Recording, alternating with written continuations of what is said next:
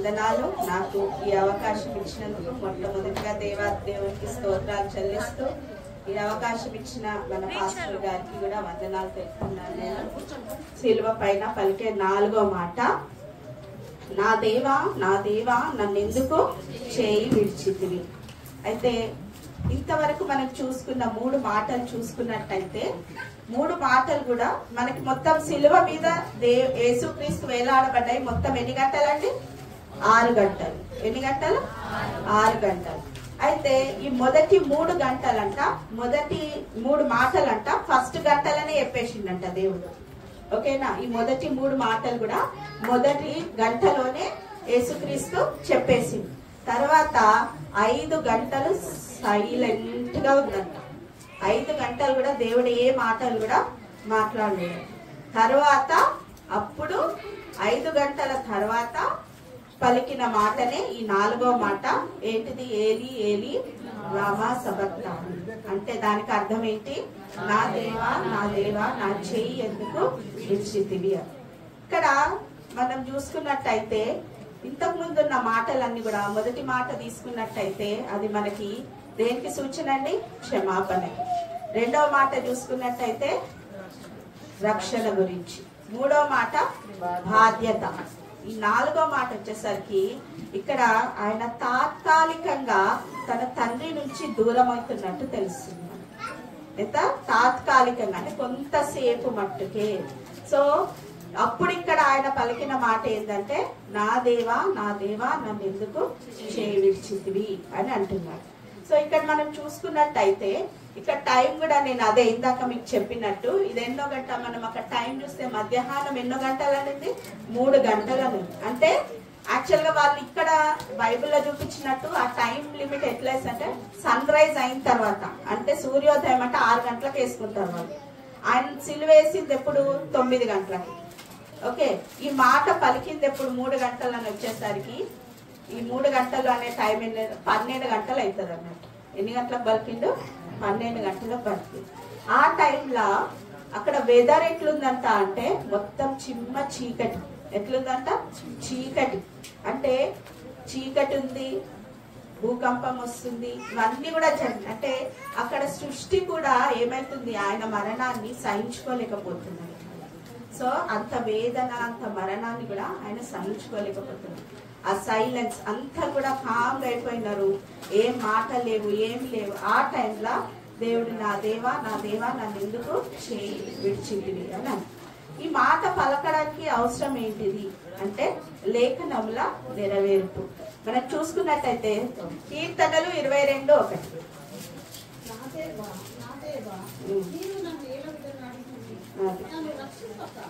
చాలా. సో ఇక్కడ కీర్తనలో చూసుకున్నట్టయితే ఏమడుగుతున్నాడు దేవుడు?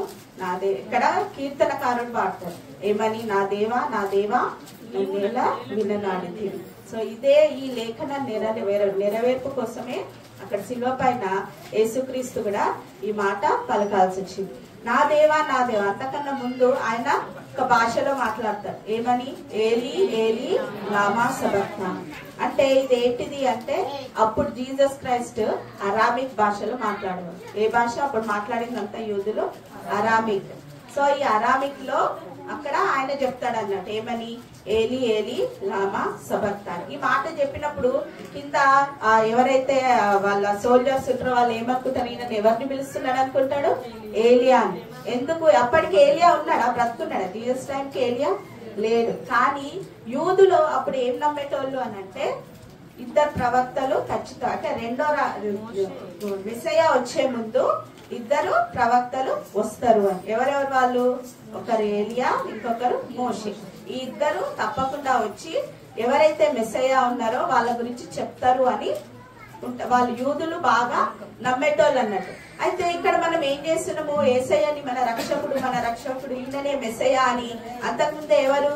బాప్తిసం ఇచ్చి యోహాను చెప్పుకుంటూ వస్తాడు. కాబట్టి ఓహో ఈయన అందుకే ఆయననే మెస్సయ్య అని చెప్పడానికి ఏలియాని పిలుస్తున్నాడేమో, ఏలియా వచ్చి ఈయన గురించి సాక్ష్యం ఇవ్వాలని ఆయన కోరుకుంటున్నాడేమో, ఈయనని నువ్వే యూదులకు రాజు, ఇవన్నీ కూడా ఆయనని ఎన్నో మాటలు అంటూ అవహేళన పరుస్తూ ఉంటారు, ఆయన హేళన చేస్తూ ఉంటారు. సో అదే విధంగా ఇక్కడ కూడా ఓకే ఈయననే మెస్సయ్య అని చెప్పడానికి ఏలియా రావాలని పిలుస్తున్నాడేమో అని అక్కడ వాళ్ళు అనుకుంటారన్నమాట.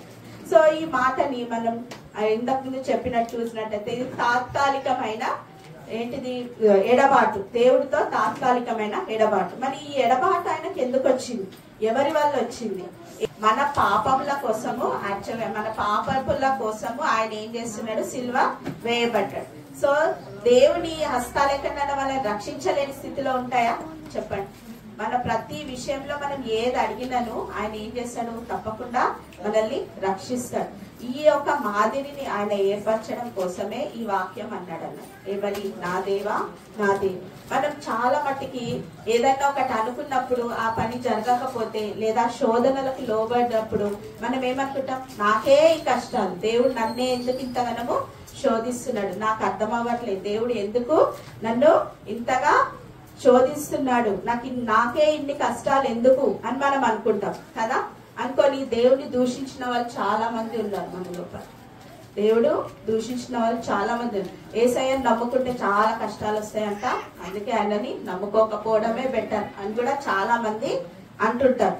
నేను చాలా మంది దగ్గర విన్నా కూడా అన్నట్టు.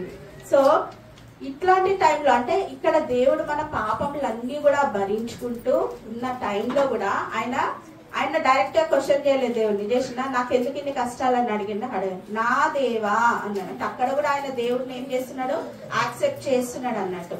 ఆయన అక్కడ కూడా దేవుడిని నా అని అనుకున్నాడు కాబట్టి ఏమని పిలుస్తున్నాడు అక్కడ, నా దేవా నన్ను ఎందుకు చేయవిడనట్టు. అంటే ఒక ఒబీడియంట్ గా, ఒక నిరీక్షణతో నా దేవుడు ఎట్లయినా నన్ను కాపాడుతాడు. అందుకే ఇక్కడ ఏమంటున్నాడు యెషయాలో, నా దేవుడు ఏదైనా ఇయ్యడానికి ఆయన చెయ్యమన్నా తక్కువగా ఉందా, ఏం లేదు. ఆయన ఏం చేస్తాడు, మనకి ఏదైనా మనకు కావాల్సినంత సమృద్ధిగా ఇయ్యగలుగుతాడు. కానీ మన శోధన ఎందుకు వస్తుంది, ఎందుకు మనం దేవుడిని తిట్టుకుంటాము, దేని వలన మనకు శోధనలు కష్టాలు అనేవి కలుగుతాయి? అది చూసుకున్నట్టయితే యాకోబు గ్రంథము 1వ అధ్యాయము 13-14. యాకోబు గ్రంథము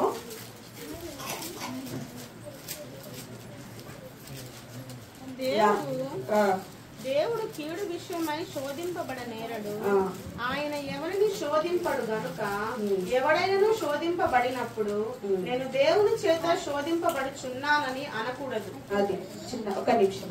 అయితే ఏంటిది, దేవుడు ఎవరిని కూడా ఏం చేయడంట, శోధించడంట. మనం జనరల్ ఏమంటాం, ఈ శోధనలు ఎట్లా వస్తున్నాయో, దేవుడు ఎందుకు ఇంత శోధనిస్తున్నాడో అక్కడ బైబిల్లో క్లియర్ గా రాసింది. ఎప్పుడు శోధనలు వచ్చినా మనం అనొద్దంట ఆ మాట, ఏమని, దేవుడు నాకు ఇంత శోధన ఎందుకు ఇస్తున్నాడు. ఎందుకు దేవుడు ఎవరికి కూడా శోధనలు ఇయ్యడు. ఇంకా ముందు చదివితే చూడండి, ఇంకొంచెం ముందు 14.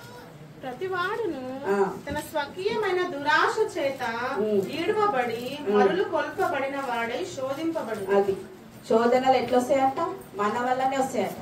మన ఆలోచనలు, మన తలంపులు, మనం చేసే కార్యాల వల్లనే మనకు శోధనలు వస్తాయి. కానీ దేవుడు మనల్ని ఎప్పుడు కూడా శోధించాడు. సో ఎప్పుడైనా శోధనలు వచ్చినప్పుడు మనం దేవుణ్ణి దూషించిన అవసరం లేదు. ఇవన్నీ కూడా మనకి చెప్పడానికే దేవుడు అంత భారము. ఇవన్నీ ఎందుకు, ఆయన వచ్చిందే దేనికోసము, లోక పాపములను మోసుకొని పోవు దేవుని గొర్రెపిల్ల. అంటే మన పాపములన్నీ కూడా ఆయన ఏం చేస్తున్నాడు, మోసుకెళ్తున్నాడు కదా. చూడండి, కీర్తనలు 147:3. గుండె చెదిరిన వారిని ఆయన బాగు చేయువాడు, వారి గాయములు కట్టువాడు. ఏమనుంది, గుండె చెదిరిన వారిని ఆయన బాగు చేయువాడు కదా. ఆయనకు ఆ బాధలు అవన్నీ తెలుసు కాబట్టి ఆయన బాగు చేయడానికి ఆయన కూడా గుండె కూడా ఇక్కడ ఏమైతుంది, బాధలకి లోనైతుంది. ఆయన కూడా ఎంతో బాధతో వేదనతో నా దేవా నన్ను ఎందుకు చేయి విడిచితివి అని అడుగుతున్నాడు అన్నట్టు. ఇవన్నీ కూడా మనం ఎవరి కోసం చేసిండు, ఎందువలన అంటే 2 కొరింథీయులు 5వ అధ్యాయము 21. ఎందుకనగా మనం ఆయన యందు దేవుని నీతి అగునట్లు పాపమెరుగని ఆయనను మన కోసము పాపముగా చేశాడు. ఏం చేసినామంట, మన కోసం ఆయనని పాపముగా, అది అంటే మన కోసం మనల్ని నీతిమంతులుగా ఎంచడానికి ఆయన ఏం చేసిండు, మన కోసం సిలువ వేయబడ్డాడు అన్నట్టు. అర్థమైందా? సో దేవుడి వాక్యంను ఇది ఏంది అంటే ఆయన ఆ బాధను అనుభవిస్తూ మనం అనుభవించకుండా మనల్ని నీతిమంతులుగా తీర్చిదిద్దడానికే యేసయ్య ఏం చేసిండు, ఈ శోధన, ఈ బాధ, ఈ కష్టాలు ఇవన్నీ కూడా మన కోసం ఆయన శిలువ పైన అనుభవించినట్టు. ఈ సత్యం మనం ఎరిగి మన జీవితంలో ఇక మీదట ముందు కూడా మనం ఎలాంటి తప్పులు చేయకుండా దేవుని కోసము మనము మన జీవితాన్ని ముందుకు కొనసాగిస్తూ సంతోషంతో, ఆనందంతో, నీతిమంతులుగా మన మార్గాన్ని సరళం చేస్తూ ముందుకు నడవాలని కోరుకుంటూ నా ఈ చిన్న ప్రసంగాన్ని ముగిస్తాను.